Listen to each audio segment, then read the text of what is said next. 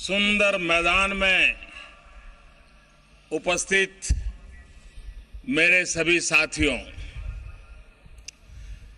मैं देवभूमि उत्तराखंड की इस पावन धरती से दुनिया भर के योग प्रेमियों को चौथे अंतर्राष्ट्रीय योग दिवस की बहुत बहुत शुभकामनाएं देता हूं।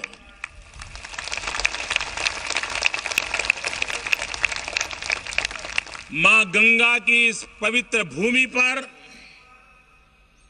जहां 4 धाम स्थित है, जहां आदि शंकराचार्य के चरण रज पड़े हैं,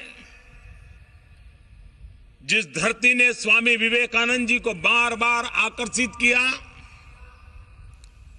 वहां योग दिवस पर हम सभी का इस तरह एकत्रित होना मैं समझता हूं किसी सौभाग्य से कम नहीं है। उत्तराखंड तो वैसे भी अनेक दशकों से योग का मुख्य केंद्र रहा है। यहां के ये पर्वत स्वतः ही योग और आयुर्वेद के लिए प्रेरित करते हैं। सामान्य से सामान्य नागरिक भी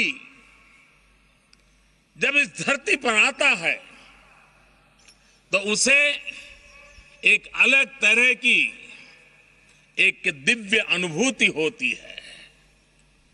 इस पावन धरा में अद्भुत स्फूर्ति है, स्पंदन है, सम्मोहन है।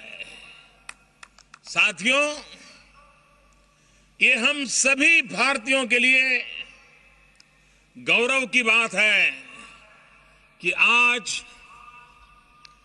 जहां जहां उगते सूरज के साथ जैसे जैसे सूरज अपनी यात्रा करेगा, सूरज की किरणें पहुंच रही हैं, प्रकाश का विस्तार हो रहा है। दुनिया के हर उस भूभाग में वहां लोग योग से सूर्य का स्वागत कर रहे हैं।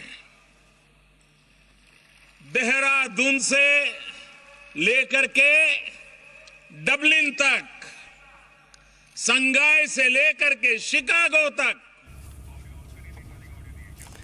तो अब से कुछ ही देर में प्रधानमंत्री योग की शुरुआत करेंगे। देहरादून में वो मौजूद हैं अभिभाषण देते हुए, जो कि आपने सुना भी। लेकिन इस अंतर्राष्ट्रीय योग दिवस के मौके पर देश भर में अलग अलग कई जगह पर योगा शिविर का आयोजन किया गया है।